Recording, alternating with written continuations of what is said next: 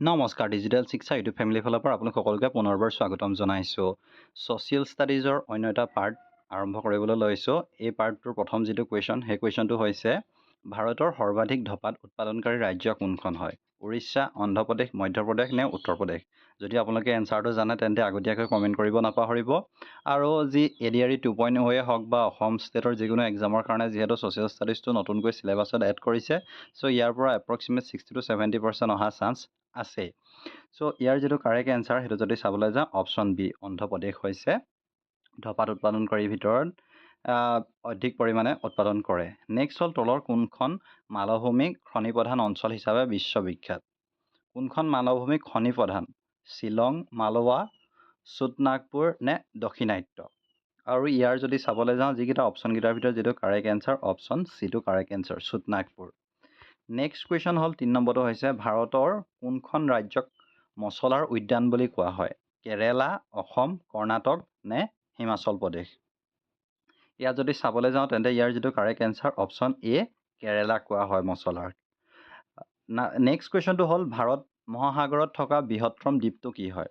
Sri Lanka, Andaman Nicobar, Madagascar নে মৰিচাছ? যিটো ভাৰত মহাসাগৰ ইণ্ডিয়ান অ'চেনত যিটো আছে সেইটো কথা সুধিছে, বৃহত্তম দ্বীপটো। ইয়াৰ যদি চাওঁ correct answer, option C Madagascar. Next কুৱেশ্যনটোলৈ আহিছোঁ, ভাৰতৰ কোনখন ঠাইত নিষ্কলংক তীখা প্ৰস্তুত কৰা হয়? জামছেদপুৰ, দুৰ্গাপুৰ, খড়গপুৰ নে ৰায়পুৰ? আৰু ইয়াৰ যদি চাবলৈ যাওঁ তেন্তে ইয়াৰ যিটো কাৰেক্ট এনচাৰ সেইটো হৈছে অপশ্যন বি দুৰ্গাপুৰ। এতিয়া আহিছোঁ নেক্সট কুৱেশ্যনটোলৈ। ভাৰতৰ সৰ্বাধিক কৃষিভূমিত জলসিঞ্চন মাধ্যম আছে। ক'ত জলসিঞ্চন মাধ্যম হিচাপে কি আছে সেইটো সুধিছে ভাৰতৰ কৃষিভূমিত ইৰিগেশ্যন ছিষ্টেম হিচাপে? নাদ আছে, খাল আছে, জলাধাৰ আছে নে ওপৰৰ এটাও নহয়? ইয়াত যদি চাবলৈ যাওঁ যিটো ভাৰতৰ জলসিঞ্চন ছিষ্টেমটোত যিটো আছে অপশ্যন এইটো হৈছে ইয়াৰ কাৰেক্ট এনচাৰ, নাদ। নেক্সট কুৱেশ্যনটো হ'ল ভাৰতৰ বৃহত্তম ৰেল ষ্টেচনটোৰ নাম কি? হাওৰা, কটক, মোগলচৰাই নে গোৰখপুৰ?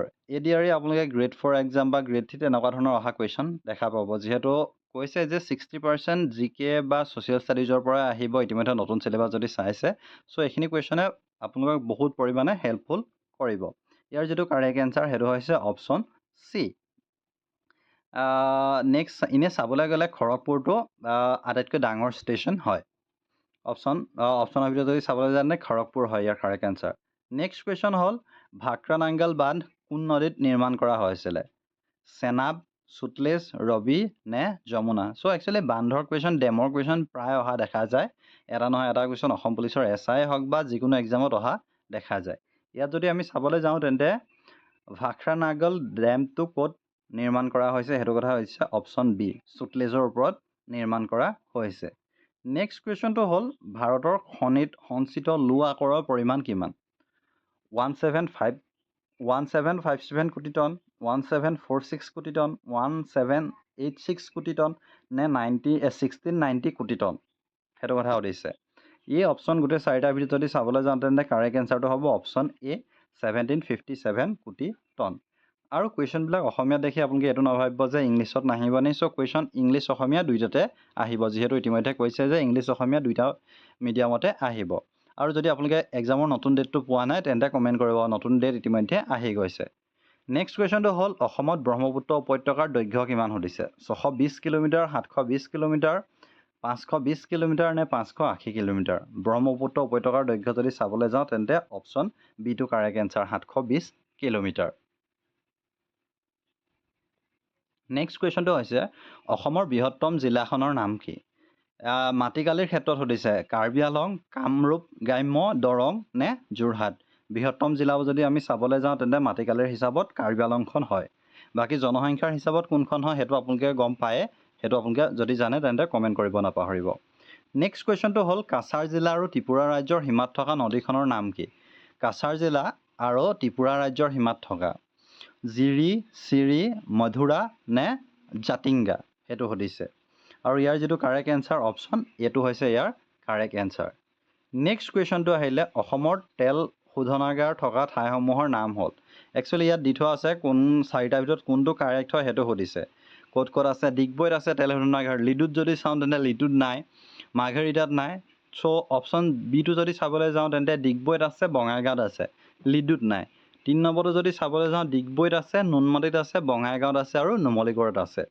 চ' এই গোটেইকেইটা আছে Digboi refinery, Noonmati refinery, Bongaigaon refinery, নুমলীগড়ত যি NRL আছে।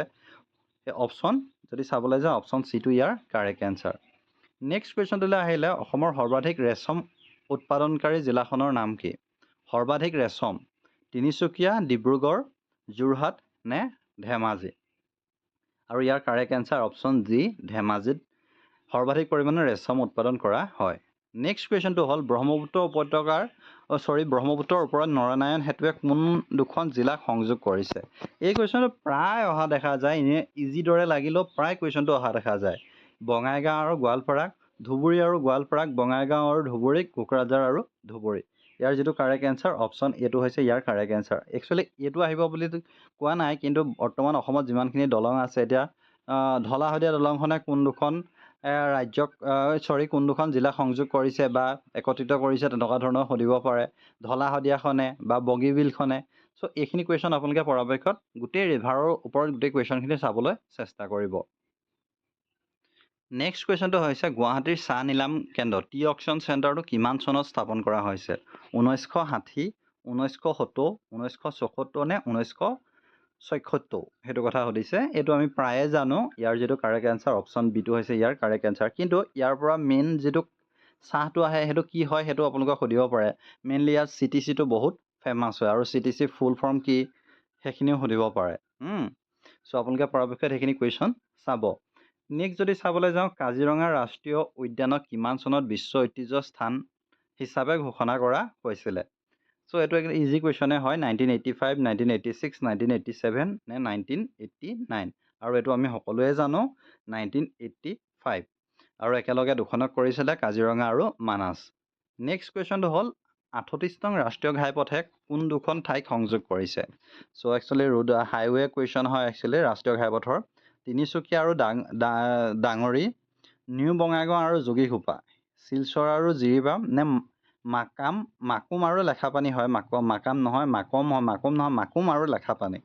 চ' ইয়াত যদি চাবলৈ যাওঁ 38 নং ৰাষ্ট্ৰীয় ঘাইপথটো যদি চাবলৈ যাওঁ অপশ্যন ডিটো মাকুম আৰু লেখাপানী। চেষ্টা কৰিম। চ' আপোনালোকে চাই থাকিব। নেক্সটটো হৈছে তলৰ কোনবিধ গছক অসমৰ জাতীয় গছ হিচাপে জনা যায়? তিতাচপা, কদম, হুলুং নে শাল? আৰু এইটো আমি জানো যে ইয়াৰ যিটো কাৰেক্ট এনচাৰ সেইটো হৈছে অপশ্যন চি, হুলুং। নেক্সট কুৱেশ্যনটো হ'ল কাৰ্বি লাংপি জলবিদ্যুৎ প্ৰকল্প ক'ত অৱস্থিত? উত্তৰকাছাৰ, হাইলাকান্দি, কাৰ্বি আংলং নে কাছাৰ? আৰু ইয়াৰ যিটো কাৰেক্ট এনচাৰ অপশ্যন চিটো হৈছে ইয়াৰ কাৰেক্ট এনচাৰ, কাৰ্বি আংলঙত অৱস্থিত। চ' এই পাৰ্টত এইকেইটা কুৱেশ্যনেই আছিলে। আমি নেক্সট পাৰ্টত আকৌ পুনৰ ডিছকাছ কৰিম। অকল ছ'চিয়েল ষ্টাডিজ বা জিকে বুলিয়ে নহয়, হিষ্ট্ৰী, পলিটি, জিঅ'গ্ৰাফী সকলোবিলাকৰ ওপৰত ডিছকাছ কৰিম। আগন্তুক আহিবলগীয়া এক্সামত আপোনালোকক যিমান পাৰে হেল্প কৰিবলৈ চেষ্টা কৰিম। চ' এইটোৱে আছিলে ভিডিঅ'টো। ভাল পালে লাইক কৰিব, শ্বেয়াৰ কৰিব। চেনেলত নতুনকৈ ভিজিট কৰিলে ছাবস্ক্ৰাইব কৰিব নাপাহৰিব।